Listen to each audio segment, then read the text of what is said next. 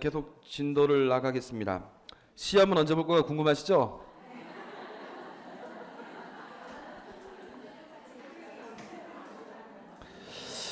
시험은 미리 말씀드리겠는데 시험 문제 냈고요. 이번 시험 문제 여러분들 보시면 깜짝 놀랄 겁니다.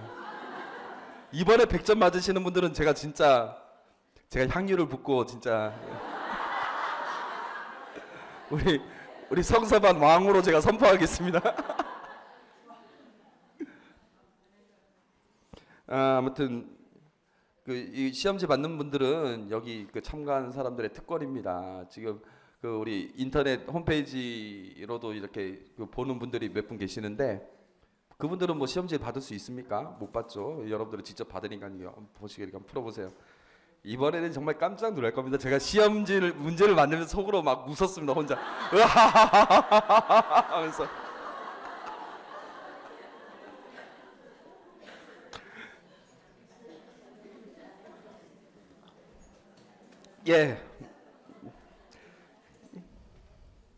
아무튼 이거 내용 뭐 다 설명할 수 없고 경비병들 이야기는 뭐냐면은 여러분들 마태오복음 지금 우리가 쭉 보고 있는데 27장 62절 보면 경비병들이 무덤을 지키다. 이 뭐냐면은 예수님이 평소에 죽었다가 사흘 만에 다시 살아난다는 얘기를 막 하고 다녔다는 것을 이 사람들이 기억을 합니다. 기억을 해가지고 이 사람네 어디 가서 이거 무덤 시신 없애가지고 이거 또 거짓 소문 퍼뜨릴 거 아니야? 하면서 안 되겠다. 그러면 경비병들을 지키게 하자. 이렇게 해서 그들이 경비병들을 세워 무덤을 지키게 했다는 것이죠. 그럼에도 불구하고 28장 11절 여자들이 돌아가는 동안에 경비병 몇 사람이 도성 안으로 가서 일어난 일을 모두 수석사제에게 알렸다. 무슨 일이 일어났냐면은 뭐 어쩌고저쩌고 부활한 내용들이죠. 수석사제들이 원로들과 함께 모여 의논한 끝에 군사들에게 많은 돈을 주면서 말하였다. 예수의 제자들이 밤중에 와서 우리가 잠든 사이에 시체를 훔쳐갔다 하여라. 이 소식이 총독의 귀에 들어가더라도 우리가 그를 설득하여 너희가 걱정할 필요가 없게 해주겠다. 경비병들은 돈을 받고 시킨 대로 하였다. 그리하여 이 말이 오늘날까지도 유다인들 사이에 퍼져 있다. 오늘날이라고 하면 지금 여기 이 순간 80에서 90년 되겠죠. 그렇게 보실 수 있고요. 여기 보면은 또 부활하시다의 내용을 보면은 7절 서둘러 그분의 제자들에게 가서 이렇게 일러라. 그분께서 죽은 이들 가운데서 되살아나셨습니다. 이제 여러분보다 먼저 갈릴레아로 가실 터이니 여러분은 그분을 거기에서 뵙게 될 것입니다. 이것이 내가 너희에게 알리는 말이다. 갈릴레아. 그 다음에 10절 두려워하지 마라. 가서 내 형제들에게 갈릴레아로 가라고 전하여라. 그들은 거기에서 나를 보게 될 것이다. 갈릴레아. 그 다음에 16절 28장 16절 11제자는 갈릴레아로 떠나 예수님께서 분부하신 산으로 갔다. 갈릴레아. 갈릴레아가 나오죠. 그럼 예수님께서 부활하셔가지고 어디로 가셨냐? 갈릴레아. 왜 갈릴레아로 갔을까요? 복음을 맨 처음 선포하셨던 곳? 이때 우리가 생각했던 맨 처음에 우리가 봤던 구약 성서 인용 구절이었던 이게 17절 잘못 나왔네요. 제가 안 보고 저 장절을 써가지고 14장 15절하고 16절 보면은요.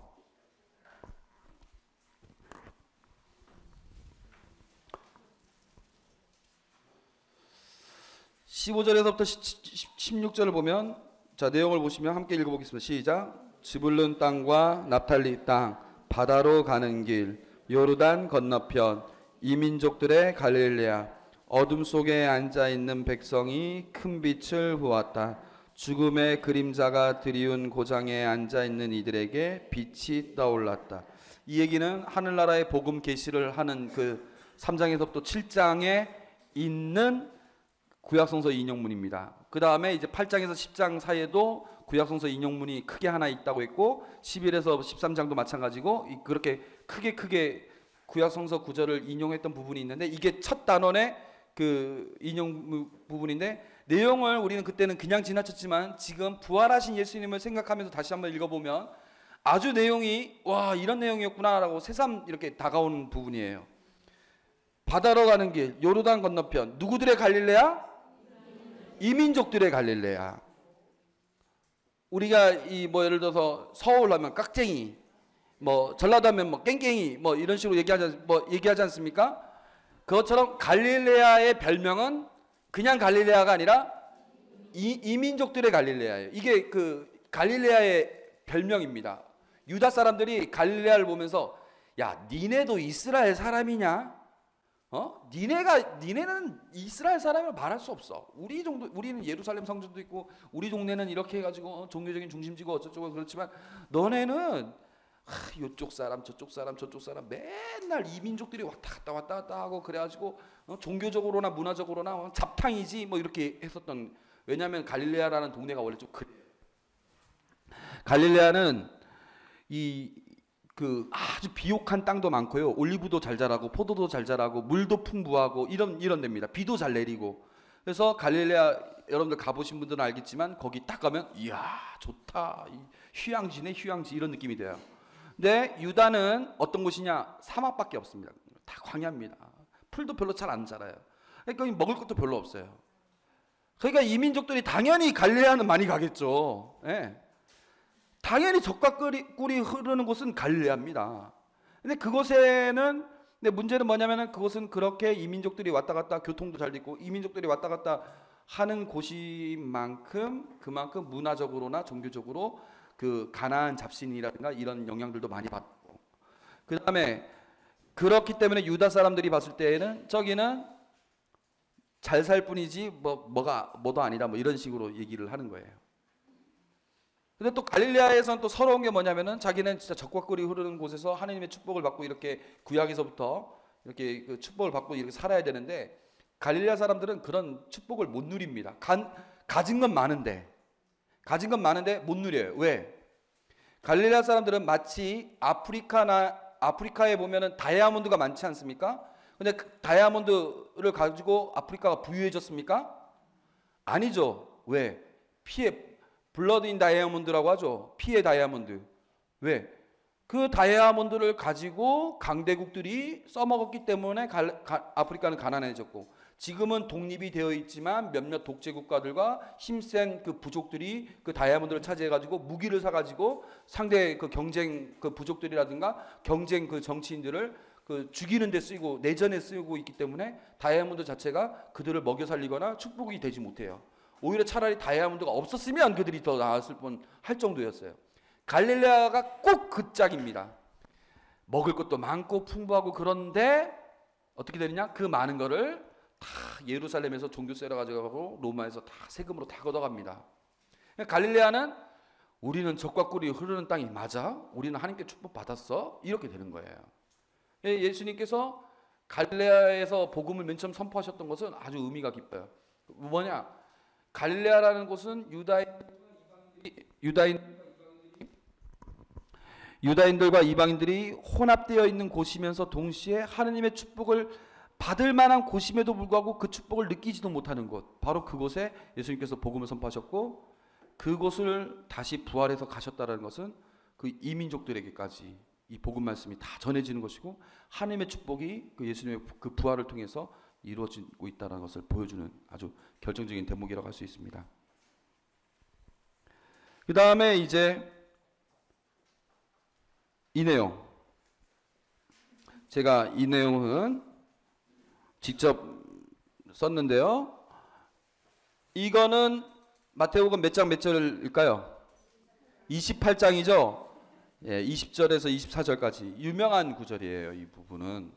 그래서 이 부분은 아주 유명한 부분이고 한번 보도록 하겠습니다. 11 제자는 갈릴레아로 떠나 예수님께서 분부하신 산으로 갔다. 자, 마테오복음에서는 갈릴레아에서 예수님께서 마지막 명령을 하신 것으로 되어 있습니다. 예? 마르코복음에서는 구체적으로 언급이 되어 있지 않고 루카복음에서는 어디서 말씀하신 걸로 되어 있냐면은 베타니아 곧 예루살렘 근처에 있는 산에서 승천하시면서 마지막 명령을 하신 걸로 되어 있어요. 루카복음과 사도행전에서는. 요한복음에서는 아예 이런 명령 자체가 없어요. 그래서 여러분들이 나중에 한번 여기 그 병행 구절이 나와 있죠. 제목 밑에 보면 마르코복음 16장 14에서 18, 루카복음 24장 36에서 49, 요한복음 20장 19에서 24, 사도행전 1장 6절에서 8 이런 걸 한번 보시면 비교가 될 겁니다. 서로가 달라요. 시험에 나오는 거니까 한번 보세요. 그래서 갈릴레아로 아무튼 갔고 그 내용 그 의미에 대해서는 제가 얘기했고 예수님께서 분부하신 산으로 갔다. 이 산이 그 산인지 아닌지 어떤 산일까요? 갈릴레아에서 말했던 산들이 어떤 산들이 있었을까요? 예? 올리브산은 예수님 그 예루살렘에 있었던 그 산이고요. 상상설교를 했던 그 산일까? 또 겟세마니도 예루살렘에 있는 산입니다. 거룩한 변모를 했던 산일까? 예, 타보산이라고 불리는 그런 여러 가지 것들을 다 상징적으로 그 산이라는 걸 생각하면서 여러분들이 그걸 나중에 묵상 한번 해보십시오. 이 묵상으로 이끌려면 또 시간이 걸리니까 어쩔 수 없이 넘어가고요. 그 다음에 여기서 제가 그들이라고 하면 11제자인데 그들은 하고 이 사람들에 해당되는 단어를 같은 색깔로 놨어요. 뵙고 엎드리고 경배하고 의심하였습니다. 제자들은 뵙고 엎드리고 경배하고 의심하였습니다. 예. 저게 예수님일까? 아닐까? 뭐 그런 것 같아요. 근데 예수님은 어떻게 했어요?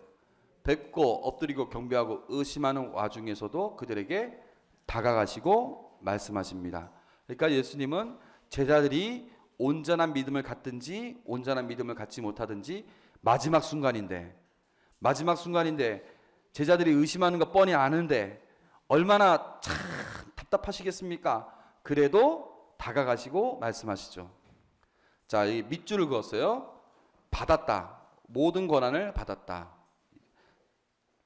가르쳐 지키게 하여라 보라. 이게 그러니까 나는 권한을 받았다. 그러니 내가 명령한다. 이렇게 된 거예요. 명령한다. 그리고 이렇게 내가 약속하마. 이렇게 된 거예요. 이 도식은 왕이 그 선포됐을 때 그 왕이 이야기할 때 그러는 겁니다. 여러분들 베네딕토 16세 교황님 선출됐을 때 그 보셨죠? 이렇게 한 다음에 그 베드로 성전 그 2층에서 이렇게 사람들한테 얘기를 했던 부분 보시죠? 교황님으로 선포된 다음에 그럼 어떻게 합니까? 교황님이 제가 이제 교황님이 됐으니 이제 뭐 어떻게 하겠습니다. 이렇게 얘기했을 거 아닙니까? 왕들도 마찬가지로 기름 부음 받았으면 그 다음 어떻게 하겠습니까? 내가 왕이 되었습니다. 하느님의 뭐 축복으로 뭐로 이제 제가 왕이 되었습니다. 그러니 내가 여러분들에게 이렇게 얘기합니다. 앞으로 이렇게 하십시오. 이렇게 얘기하는 것처럼 이 도식이에요. 이게 전형적인 도식입니다. 여러분들 편지 쓸 때도 전형적인 도식이 있을 것이고 다 도식이 있지 않습니까? 전화할 때도 도식이 다 있는 것처럼 이것도 하나의 도식인데 이 도식은 뭐냐? 내가 권한을 받았다. 곧 나는 이제 왕으로 선포된 거나 다름없는 것이죠. 그리고 너희들에게 명령한다. 그 다음에 약속. 그래서 명령하는 내용은 하늘과 땅의 모든 권한을 받았다. 모든 민족들에게 제자로 삼게 하는 것을 모든 민족들에게 제자로 삼는 것 모든 민족들 자체가 이제 제자가 되고 아버지와 아들과 성령의 이름으로 세례를 주고 그 다음에 명령한 모든 것을 가르쳐 지키게 하여라. 보라, 내가 세상 끝날까지 언제나 너희와 함께 있겠다. 이러한 명령을 지킬 수 있게 하는 약속, 내가 이렇게 해줄 테니 이제 너희들은 이 명령을 지켜라. 이런 내용이에요. 여러분들 이 내용을 여러분들이 잘 기억해 주시면 좋겠습니다. 넘어가겠습니다. 자, 메시지에 대해서 얘기를 하겠는데요. 네, 진짜 이 신학적인 메시지 진짜 제가 준비를 많이 했는데요. 20분 안에 전달이 됐을지 한 30분 안에 전달이 될지 안 될지 모르겠습니다. 아무튼 달려보겠습니다. 자, 마테오 공동체가 있었던 삶의 자리는 유다인인 그리스도인과 이방인인 그리스도인이 이렇게 섞어져 있었습니다. 물론 유다인들이 훨씬 더 많긴 많았죠. 그런데 여긴 어딜까요? 어느 도시죠? 예? 어느 도시죠? 디아스포라가 있었고 그리스도인으로 맨 처음에 불렸던 안티오키아라고 했습니다. 여기서 특히 독자는 바로 유다인이라고 했어요. 예. 이 유다인들이 처한 상황을 우리가 생각을 해봐야 이들에게 메시지가 이렇게 강력했겠구나. 마테오복음의 메시지가 이렇게 여러분들이 알 수 있는 거예요. 그래서 이 유다인들이 어떤 상황이냐? 이단자, 배교자가 되는 꼴입니다. 누구로부터?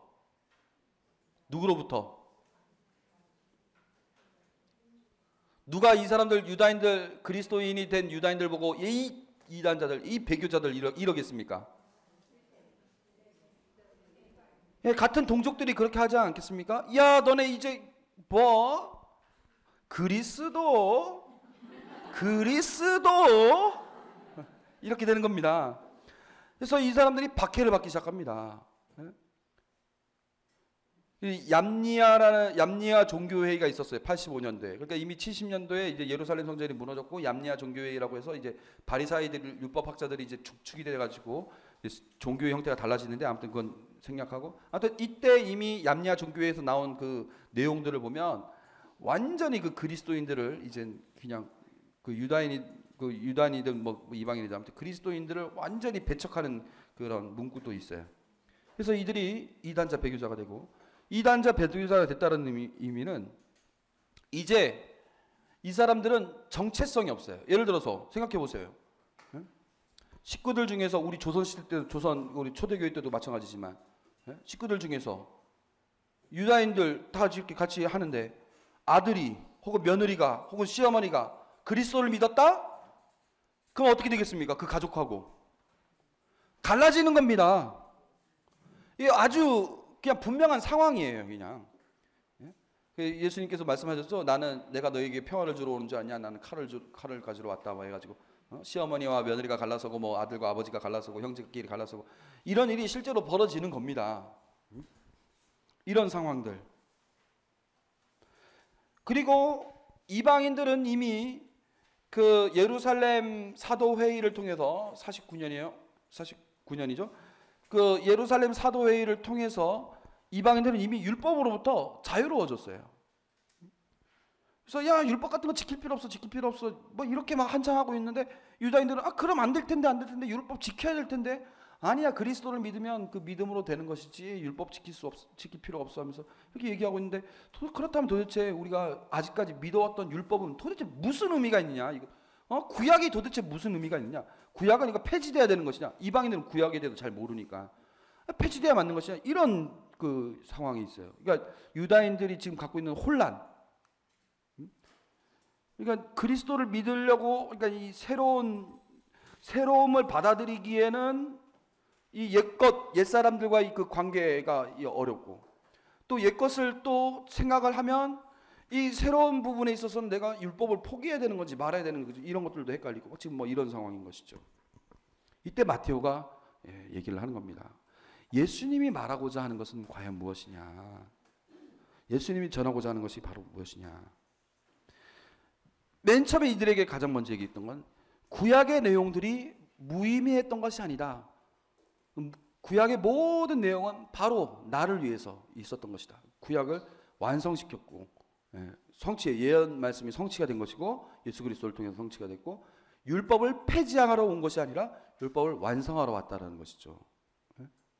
그래서 예언의 성취자라는 것을 우리가 마태복음에서 아주 두드러지게 나오는 게 뭐 여러 가지가 있지만 그 중에서 가장 대표적인 게 주님께서 예언자를 통하여 어쩌저쩌저 하신 말씀이 이루어졌다. 주님께서 예언자를 통해서 어쩌저쩌 하신 말씀이 이루어졌다. 이런 구절들 있죠.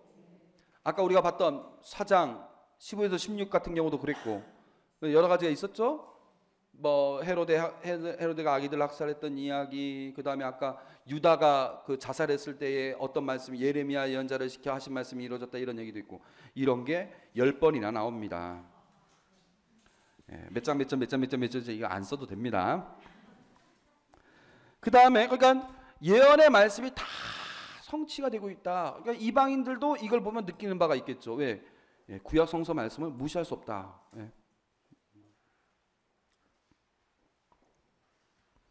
그래서 성 아우구스티노가 얘기했던 것처럼 구약 성서 안에 신약의 말씀이 숨어 있고 신약의 말씀 안에 구약이 완성이 된다라는 말처럼 그렇게 예수님께서 모든 구약의 말씀들을 성취하셨다.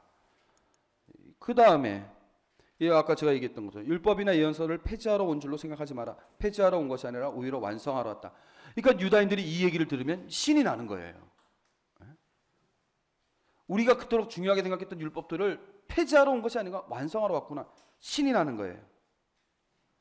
그런데 이 이야기의 그 내용을 그 마테오복음 전반적인 내용을 가지고 제가 이걸 일일이 설명하면 참 좋겠지만 그걸 그냥 다 생략하고 여러분들이 나중에 한번 보시면 알겠지만 여기에서 말하는 율법의 완성이 무엇인가? 여러분들 바로 나오죠. 5장 17절 지난 다음에 그 6개의 그 학자들의 표현으로 따르면 대당명제. 그러니까 옛 선조들에게서 너희는 이 말씀을 들었다. 그러나 나는 이렇게 말한다. 어떻게 하여라. 이 얘기 있죠?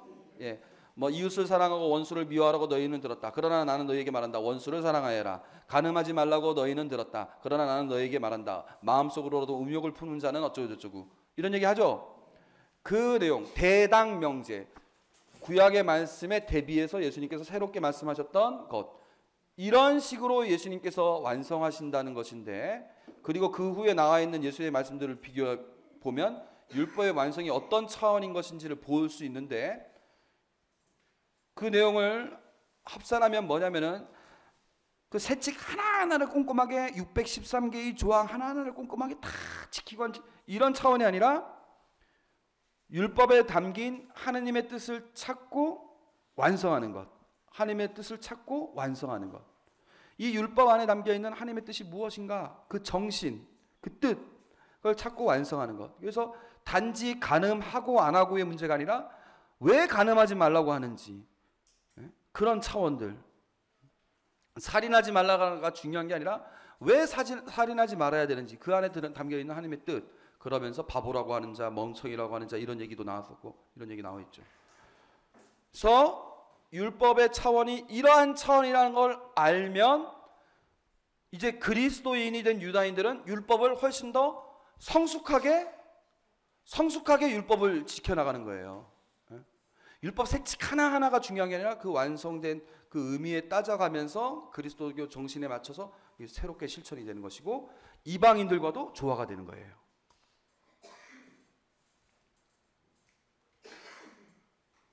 궁극적으로는 예언의 성취자고 율법의 왕선자인 이분은 바로 구약에서 약속하셨던 것을 완성하신 분이라는 것을 보여주는 것이죠. 그래서 예수님 복음의 핵심이 뭐냐? 하늘나라가 가까이 왔다 하거든요. 하늘나라가 왔다. 이게 예수님 복음의 핵심입니다. 마태복음 전반에도 그렇고 마르코, 루카도 마찬가지입니다. 그러나 아무튼 마태복음 안에서 이 하나님 나라가 왔다라는 것을 그 마태복음사가는 아주 그 구약에서 말했던 바로 그것이 이제 실현된 것이다라는 걸 아주 강조해요. 구약에서 얘기했던 그것이 실현된 것이다. 예수 그리스도를 통해서. 구약에서 뭐라고 했는지 이제 보도록 하겠는데 그 전에 잠깐 얘기했던 게 이제 보세요. 이 하나님 나라에 대해서 하나님 나라. 근데 마태복음에서는 하나님 나라라는 말 대신에 무슨 말이 더 많이 나왔다고 그랬죠? 하늘나라라고 많이 나왔다고 그랬죠? 하늘나라, 하나님나라, 뭐 그분의 나라 이런 표현들 다 합치면 마태복음 50번이나 나오고 마르코 15번, 루카 37번, 요한 5번. 이것만 보십시오. 공간복음이 요한복음보다 훨씬 많고 그 중에서도 마태복음이 훨씬 많아요. 그래서 하나님나라가 왔다는 것에 대해서 마태복음이 물론 마르코, 루카도 강조가 됩니다만 마태복음이 아주 많이 강조되고 그것도 구약이 완성이 된 것을 의미한다는 것을 강조할 수 있습니다. 제가 첫 시간에 얘기했던 것처럼 이거 누구에게 한 약속이죠? 아브라함에게 하신 한 개인에게 한 이 약속이 한 민족으로 성장시켜 가지고 이 약속이 커져 갖고 그렇게 해서 이제 이 이스라엘 백성이 땅 후손 복을 이렇게 받게 돼 가지고 이게 기억나죠? 이게 신약에서는 어떠한 차원으로 오느냐? 하느님의 다스림이라는 차원으로 왔다고 그랬죠? 이 하느님의 다스림이 신약 성서 신구약 전체를 포괄하는 개념이라고 제가 얘기를 했어요. 아담에게서부터 아담과 하와가 하나님의 다스림 속에 있어야 되는데 그들이 불순종했던 내용부터 쭉 제가 얘기를 했었어요. 이거를 제가 그때 한 국가가 성립되기 위한 조건, 땅, 영토, 그다음 국민, 그다음에 이제 법 이렇게 얘기를 했어요. 이게 이제 구약에서 가나안 땅으로 가서 가나안 땅에서 새로운 하느님의 백성이 되었던 이스라엘의 그 약속의 실현이 계속 머무르기 위해서 그들은 계속 이렇게 하느님의 다스림 속에 머무르려고 했었고 그게 잘 안 됐었고 신약에 와서 그게 본격적으로 이루어지는데 그게 이제 드디어 실현이 됐다. 이스라엘 백성에게서부터 온전히 실현되지 못한 게 온 인류에게 이제 실현이 되는 부분으로 다가서게 되는데요. 이거를 보여주는 것이죠. 그래서 자, 법정신과 법은 율법의 완성. 법정신과 법은 율법의 완성을 예수님께서 만드신 것이죠. 그죠? 아까 얘기했던 것처럼. 그 다음에 백성이라는 부분은 예전에는 이스라엘 백성이었지만 이제는 새 백성으로 바뀌었죠. 여러분들 구도 기억나십니까? 5개의 설교집. 이스라엘 백성만을 위해서 왔다가 그 다음에 어떻게 됩니까? 옛 백성에서 새 백성으로 건너가는 부분들 보게 됐죠. 누가 내 형제고 내 누이고 내 어머니인가 얘기하면서 새 백성으로 넘어갔다. 이 새 백성은 어떤 백성이냐? 하느님의 뜻을 실천하는 사람이 내 아버지, 이렇게 얘기했죠. 그러면 다시 한번 보십시오. 율법의 완성, 율법의 완성이라는 건 하느님의 뜻이라고 했는데 하느님의 뜻을 따르는 사람이 이제는 백성이 되는 거예요. 하느님의 백성이 되는 거예요. 연결이 돼 있어요. 그 다음에 땅. 예전에는 가나안 땅만 하나님의 다스림이 있었는데 이제는 어떻게 됐어요? 이제 어떻게 됐죠? 이 땅이 어떻게 됐죠? 이젠 마태복음 28장 20절에 뭐라고 했습니까? 온 세상에 가서 복음을 전하여라. 성전 hin정이 찢어졌고 그러니까 이제 온 세상 전체가 지성소화되었다고 했죠. 그래서 이제는 가나안 땅으로만 국한된 것이 아니라 하느님의 다스림이 땅끝 온 세상까지, 땅끝이란 표현은 이거 루카복음 표현인데 아무튼 온 세상까지 다 됐다는 것이죠. 모든 민족들.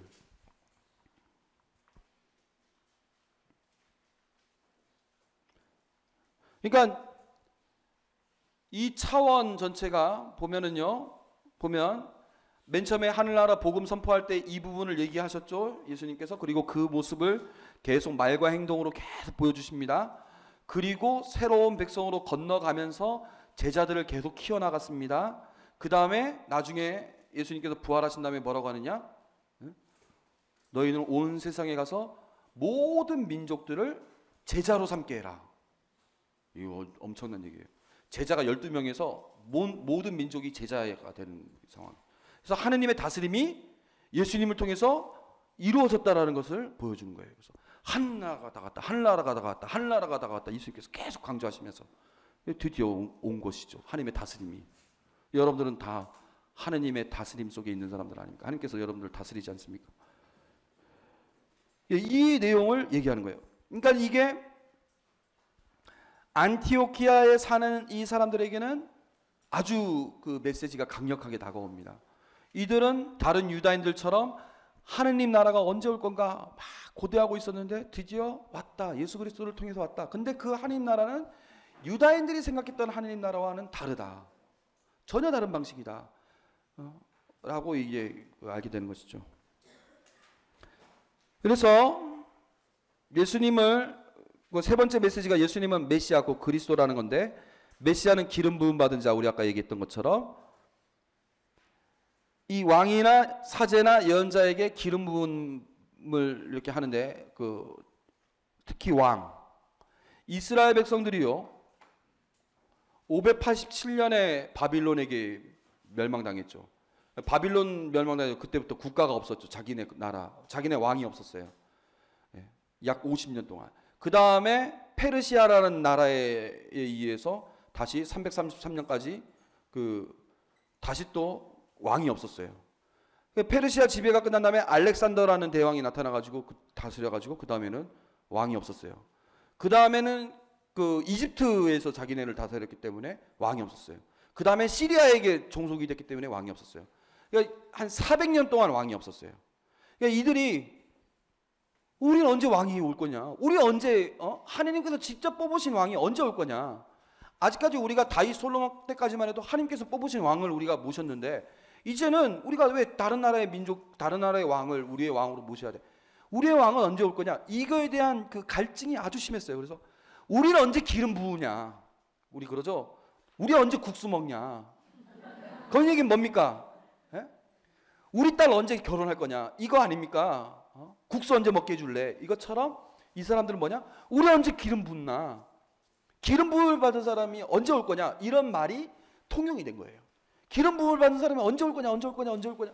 통용하다 어떤 믿음이 있었냐면 하느님께서 친히 기름 부음 받은 자를 다윗의 자손으로부터 뽑아가지고 그가 이 이스라엘 백성을 다윗과 솔로몬 때보다도 더 강력하게 만들 것이고, 그래서 이제는 진짜 하느님의 다스림이 온전하게 될 것이고, 방해받지 않고, 강대국으로부터 방해받지 않고 온전하게 하나님의 다스림 속에서 하나님을 경배하면서 그런 나라가 될 것이고, 모든 민족들이 오히려 와가지고 다 조물과 그 하느님, 우리 민족의 하느님을 경배하러 올 것이다, 이런 믿음이 있었어요.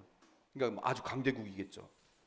근데 그러한 메시아가 희망이었는데, 그래서 이스라엘 강력하게 통치할 뿐인데 바로 예수님이 그러한 메시아로 등극을 하신 겁니다.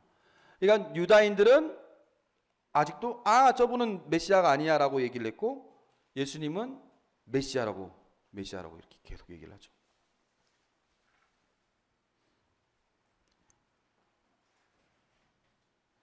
그래서 이 메시아는 근데 유다인들이 생각했던 메시아랑은 좀 달랐죠. 이스라엘 백성만을 위한 것이 아니라 이제 하느님이 이스라엘의 하느님으로 끝난 것이 아니라 온 인류의 하느님으로 바뀌고, 이 메시아는 강력하고 힘 있는 메시아가 아니라 오히려 버림받고 낮아지는 그 메시아의 모습을 갖게 되는 것이죠. 그래서 10번이나 했다는 얘기는 내가 뭐 갖고 10번이라고 했는지, 다윗의 자손이란 말이 10번이나 나왔는데요. 왜냐하면은 이 독자가 유다인들이 이스라엘 사람들이기 때문에, 유다인이기 때문에 메시아는 당연히 다윗의 자손이라는 말이 아주 강조가 됩니다. 정통성에 맞춰서 10번이나 나오고, 마르코는 4번, 루카 5번, 요한 1번인데 10번 나왔다는 것이 독자가 확실한 거죠. 유다인들이라는 게. 그래서 이 내용을 보면은요, 잘 보세요. 아까 말했던 하느님의 다스림이 이루어지는데 그 다스림의 중추가 되시는 기름 부음 받은 자, 곧 그리스도가 오셨다는 것입니다. 이 도표가 얼마나 중요한지 알겠죠? 그러면 저분이 도대체 어떤 분이시길래, 기름 부음, 왜 기름을 저분한테 부으는 거냐? 왜 저분한테 기름 붓지? 바로 하나님의 아들이기 때문이다. 이분은 하나님의 아들이다. 그러니까 하나님의 다스림이 이분을 통해서 이루어질 수밖에 없고, 그래서 이분은 그리스도가 될 수밖에 없다. 그래서 하나님의 아들임이라는 게 강조가 됩니다. 예수님은 하나님의 아들. 4번째 메시지입니다.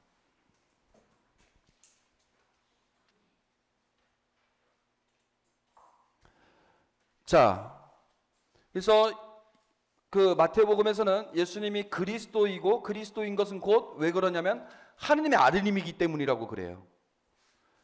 마르코복음 8장 29절과 마태복음 16장 16절을 보면은요, 똑같은 구절인데, 베드로가 너희는 나를 누구라고 생각하느냐라고 예수님께서 물으셨을 때 베드로가 뭐라고 대답합니까?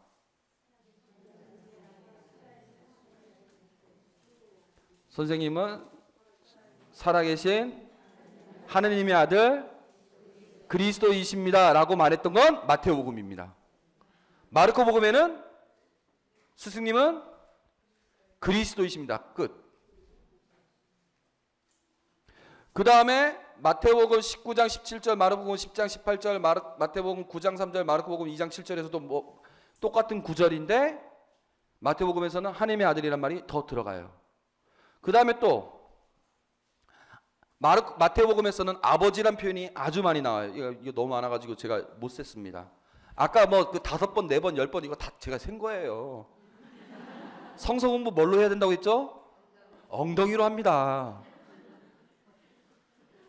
바지가 안 맞아요, 제가.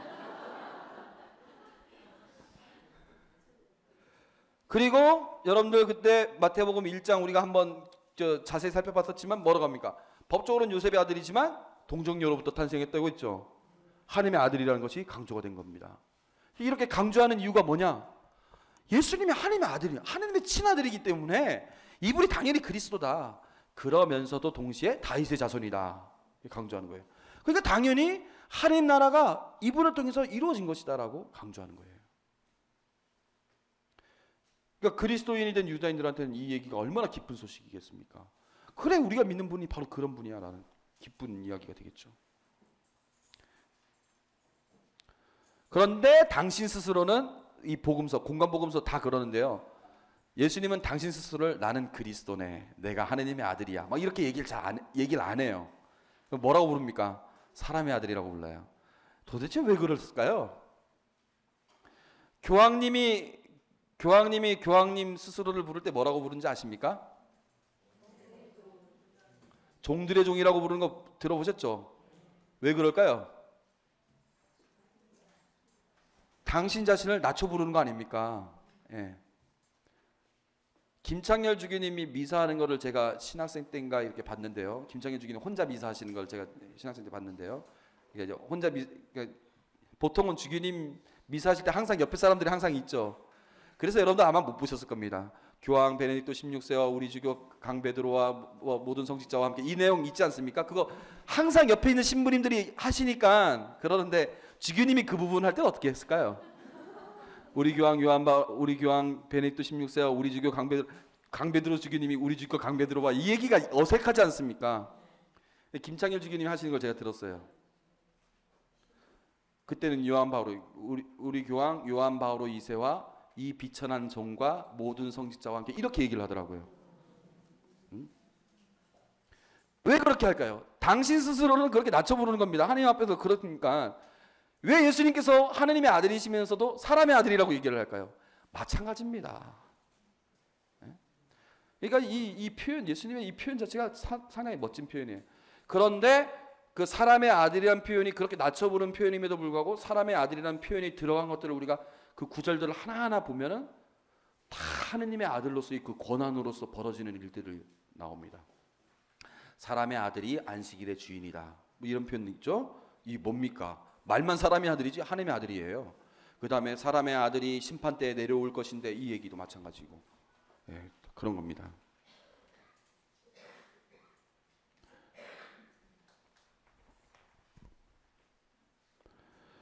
그리고 이제 주님이란 표현이 나오게 되고요. 이건 생략하고. 그래서 아까 저기 얘기했던 새로운 공동체, 교회, 새 백성, 아까 얘기했죠. 하나님 다스림이 있기 위해서 땅 뭐 어쩌고 얘기하면서 이제 새로운 공동체가 나오는데 그걸 우리가 교회라고 부르죠. 마태복음에서 공식적으로 교회라는 표현을 2번이나 썼다고 그랬죠. 그래서 이제는 혈연이 아니라 아까 율법의 완성이 하나님의 뜻이라고 했는데 하나님의 뜻을 갖춘 의로운 사람들, 곧 하나님의 뜻을 믿는 이들, 하나님의 뜻을 알고 실천하는 이들. 그래서 의로움이라는 표현이 중요한데요. 그거 이제 하나님의 뜻이에요. 하나님의 뜻. 그것을 실행하고 믿는 사람들을 가리켜 마태복음에서는 의로운 이들이라고, 의로운 사람들 이런 표현을 쓰는데요. 의로움이라는 표현이 마태복음에만 등장합니다. 여러분들 그거 기억나십니까? 무엇을 먹을까, 무엇을 입을까, 무엇을 마실까 걱정하지 마라. 그 다음에 뭐라고 합니까? 예, 모든 것이 뭐다 하나님께서 다 베풀어 주신다 하고 그 다음에 뭐를 찾으라고 했습니까? 하나님 나라의 의를 찾아라 이렇게 해야죠. 예, 하늘나라의 의로움을 찾아라.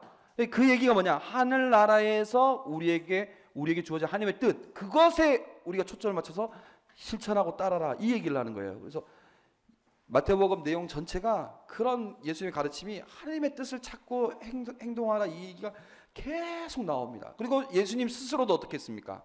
아버지 이 잔을 제게서 거두어주십시오. 그러나 이것이 제 뜻이 아니라 아버지 뜻대로 하라고. 그러니까 예수님 스스로도 아버지의 뜻대로 가는 거예요. 그거를 의롭다고 하셨어요. 예수님은. 그게 바로 의로운 것이다. 이 마태복음에 따르면. 그래서 이 공동체는 혈연 관계에 종속되는 공동체가 아니라 하나님의 뜻을 찾아서 그걸 실천하는 사람이냐 그렇지 않느냐에 따라서 얘기하는 것이죠. 그래서 제가 아까도 얘기했지만 참 가족은 하나님의 뜻을 실천하는 사람이야말로 내 어머니요 누이요 내 형제다 이 표현. 그 다음에 모래 위에 집을 지은 반석 위에 집을 지은 사람의 그 차이가 뭡니까? 어떤 사람이 모래 위에 지은 사람이고 어떤 사람이 반석 위에 집을 지은 사람입니까? 믿음? 성서에서 뭐라고 나왔어요? 슬기로운 자? 아이고. 예? 마태복음 5장 6장입니까? 7장.